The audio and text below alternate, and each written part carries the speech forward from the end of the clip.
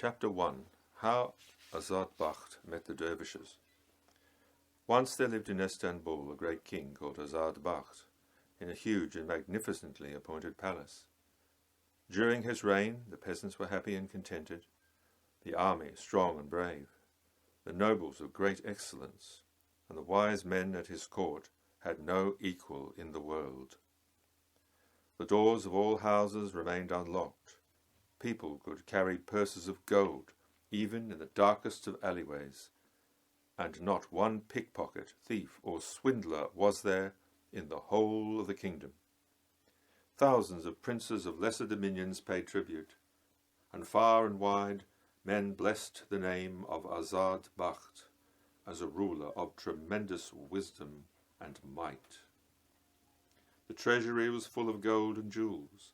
The stables were stocked with the finest mares and stallions, and the country was at peace. But the king was denied one thing, which made his heart heavy. He had no son, although he had several beautiful daughters. One day, when the king was 40 years old, he noticed in his beard one white hair. He searched and found another.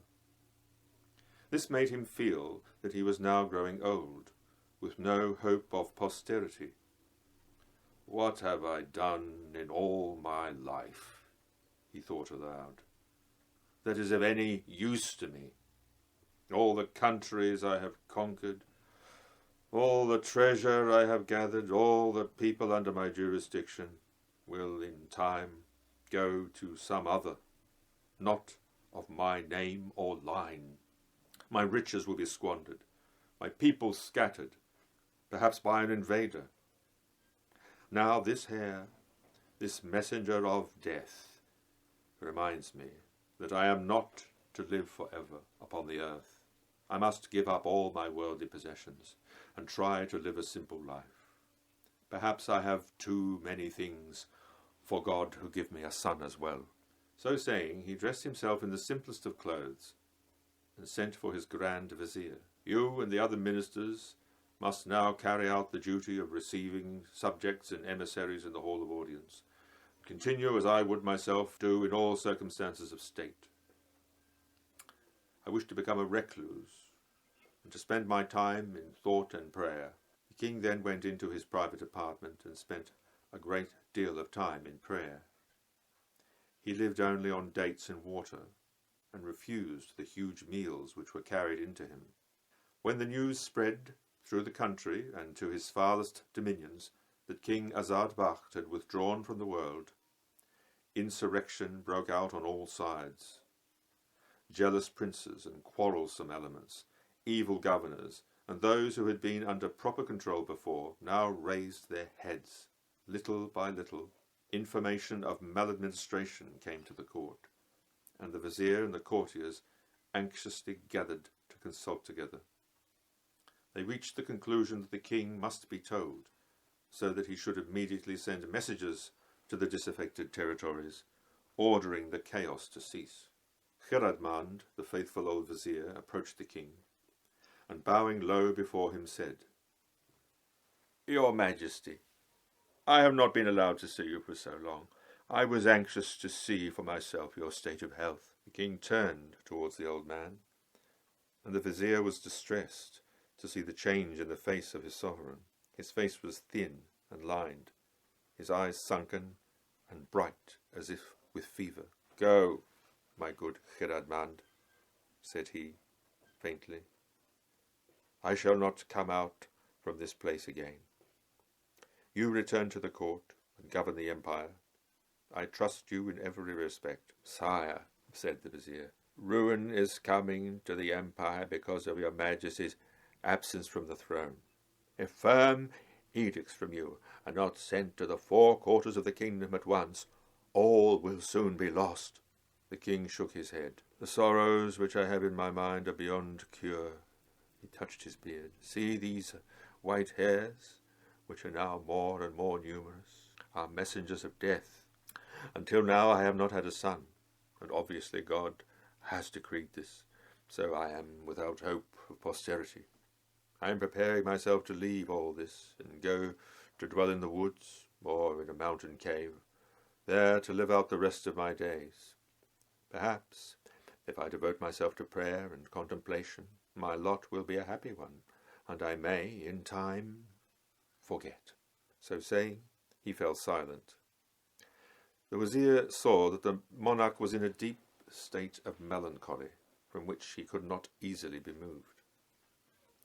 "Pardon this slave's want of respect," said he, "but I claim the right to speak, because of my long association with your Majesty.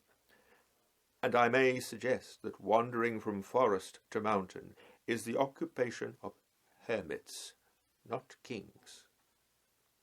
God has placed the lives of multitudes of people in your care, and vast dominions in need of your guidance.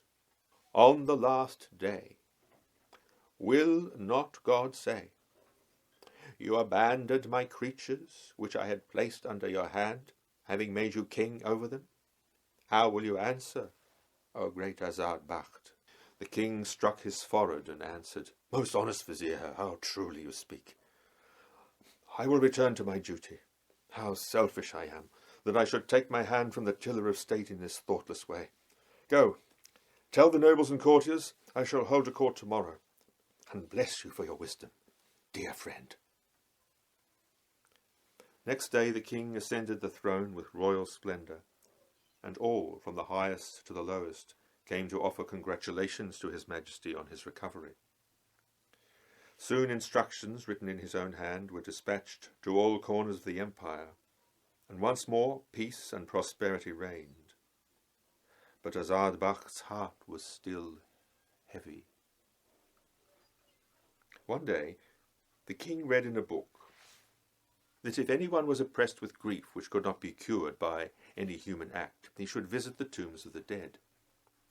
"For," it said in that manuscript, "have not all of them left behind their riches and possessions, homes and offspring, horses and elephants, and are lying there alone? All those worldly advantages have been of no use to them. And how have they settled their accounts with God, having thought about all these things?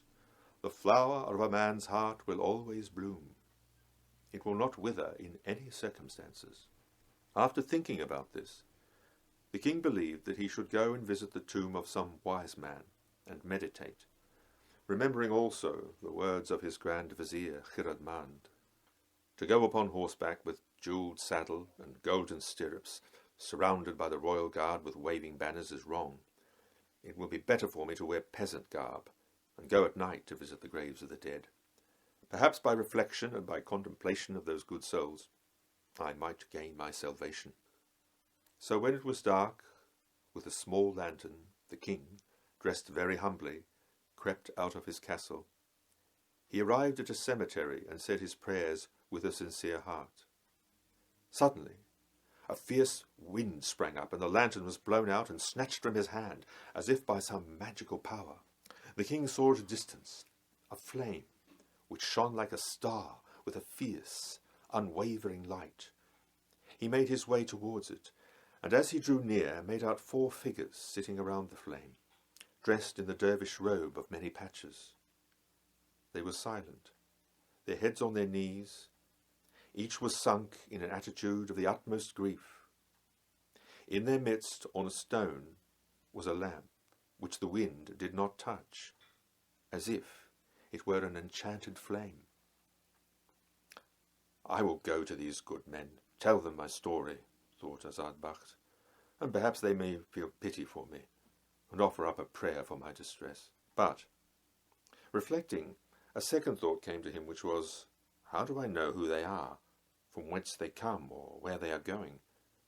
They may be malignant spirits in the guise of dervishes, or the lower form of jinni, who love to torment human beings."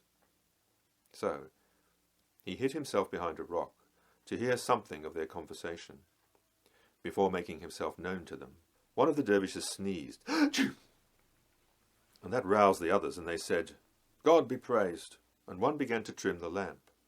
It burned even more steadily and brightly than before.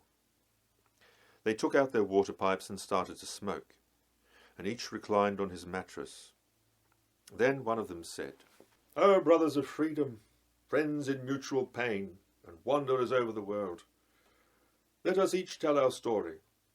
For have we not met on this same spot for pure companionship? Tomorrow's events are not known. Whether we will remain together or part forever is not yet decided. Let us pass this night in talking, and each will tell his own tale." The others nodded in agreement, and the first dervish began to speak.